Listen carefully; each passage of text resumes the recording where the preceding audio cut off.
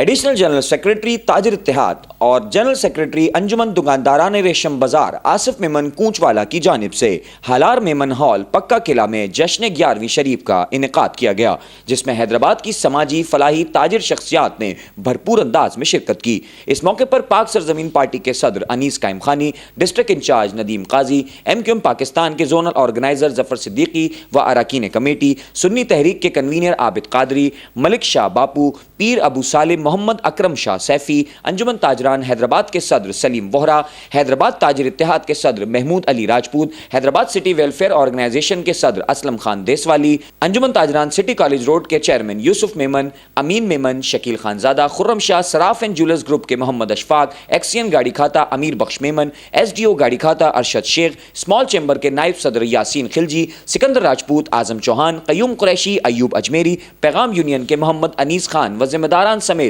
و دیگر نے شرکت کی۔ بسم اللہ الرحمن الرحیم۔ آج الحمدللہ ہمارے یہاں سالانہ 11ویں شریف کا پروگرام تھا، جس میں حیدرآباد کی تمام تاجر تنظیمیں، Hyderabad small traders and small industries کے عہدیداران،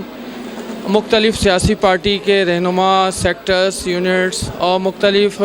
زندگی کے تعلق رکھنے والے سماجی شخصیات اور اسپیشلی میرے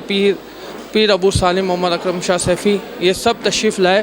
جن کا میں بہت مشکور ہوں اور میڈیا کا بھی بہت مشکور ہوں، جو یہ سب تشریف میری دعوت پر تشریف لائے اور میرے کو اور میرے گھرانے کو عزت بخشی، اور امید کرتا ہوں کہ انشاءاللہ تعالی یہ بھائی چارہ، یہ محبت ہمیشہ ایک دوسرے میں قائم و دائم رہے گی۔ شکریہ۔